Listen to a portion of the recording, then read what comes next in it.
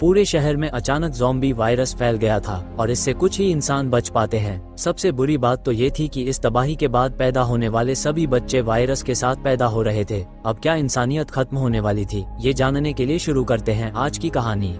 दक्षिण सिटी में रहने वाला मार्क बचपन से ही अपने पिता के साथ एक सुनसान जंगल में रहता है। उसका कोई दोस्त नहीं है और उसे बाहरी दुनिया के बारे में कुछ नहीं पता। उसके पिता हमेशा चुप रहते हैं और मार्क को बस दो ही बातें सिखाते हैं। वो कहते हैं कि जंगल के बाहर ज़ॉम्बी भरे पड़े हैं और बचे हुए इंसान ज़ॉम्बी से भी ज्यादा खतरनाक हो गए हैं। दिन में उसके पिता शिकार करने जाते हैं और मार्क को अपनी सुरक्षा के लिए एक बंदूक दे जाते हैं। मार्क का पूरा बचपन गाने सुनने और किताबें पढ़ने में बीता है। हालांकि उसकी कहानी की किताब बहुत पुरानी हो चुकी है, फिर भी मार्क को उसे पढ़ना बहुत पसंद है और उस किताब में एक जादुई परी भी थी।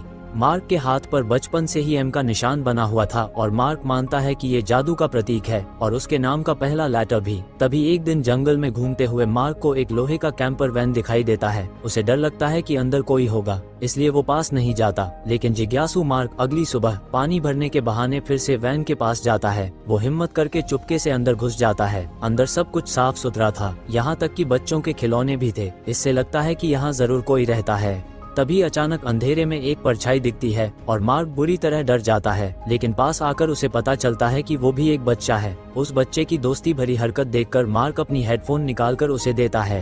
पहले तो लड़का भी डर जाता है, लेकिन जब वो खूबसूरत संगीत सुनता है तो उसके चेहरे पर मुस्कान आ जाती है। दोनों हमउम्र बच्चे जल्दी ही दोस्त बन जाते हैं। इस लड़के का नाम मिक्की होता है और वो अच्छे व्यवहार वाला था। विदा लेने से पहले वो बिना किसी हिचकिचाहट के अपना सबसे पसंदीदा खिलौना मार्क को दे देता है।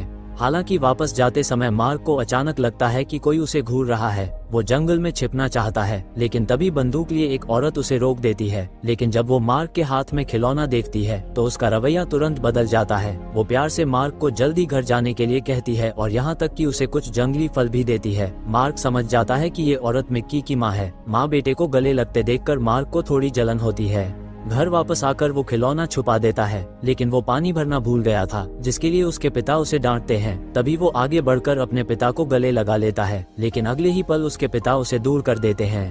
इसके बाद मार्क कई बार मिक्की की माँ से मिलता है। उसकी ममता भरी बातें उसे अपनी माँ की याद दिलाती हैं। एक दिन रात के खाने के समय वो आखिरकार हिम्मत करके अपनी माँ के बारे में पूछता है, लेकिन उसके पिता बस चुप रहते हैं। तो मार्क आगे पूछने की हिम्मत नहीं करता। वो चुपचाप खिड़की के पीछे छिपकर देखता है कि उसके पिता बाहर छिपकर एक वीडियो देख रहे हैं।